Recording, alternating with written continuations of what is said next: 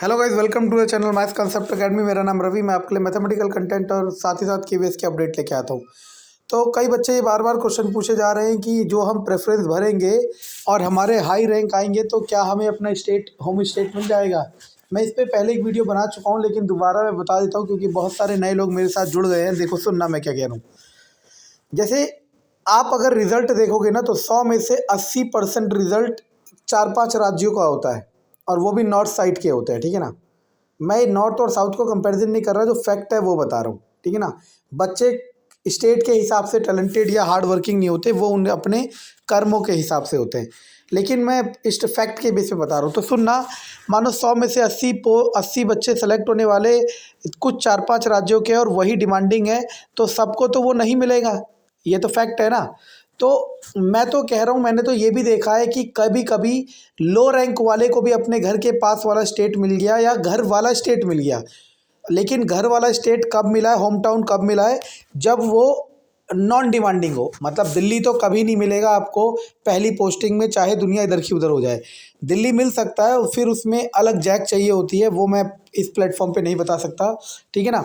तो मैं क्या कह रहा हूँ, सुनना कि आपको पहली पोस्टिंग आपके होम टाउन रैंक के हिसाब से नहीं मिलती है। इसका प्रूफ दे रहा हूँ। ठीक है ना।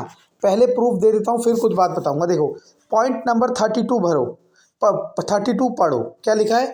The selected candidate are liable to posted anywhere in India. कहीं पे भी भेज सकते हैं।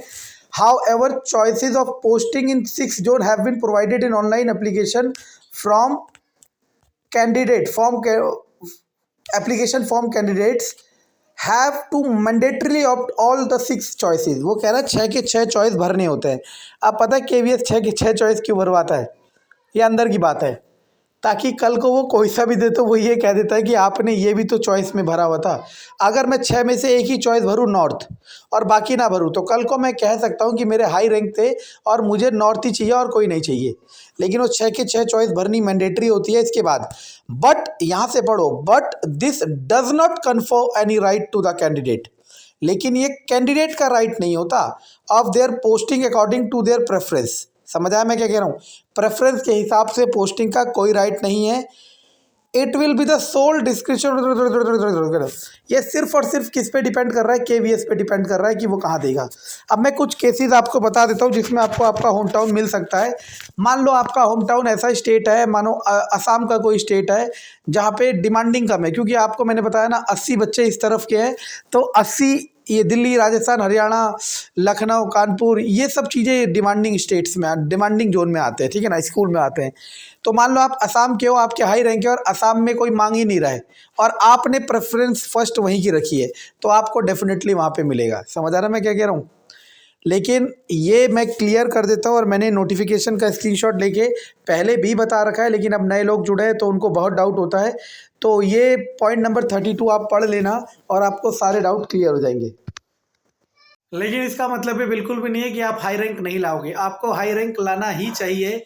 इससे दो चीज़ें होती है। पहला तो आपकी जॉब सिक्योर हो जाती है। दूसरा, आपको चांस है, 1% चांस ही सही, लेकिन चांस है कि आपका नियर बाई स्टेट मिल जाए, आपकी प्रेफरेंस को ध्यान दिया जाए। ठीक है ना। तो इसीलिए हमेशा हाई रैंक लाने की सोचना चाहिए। Thank you.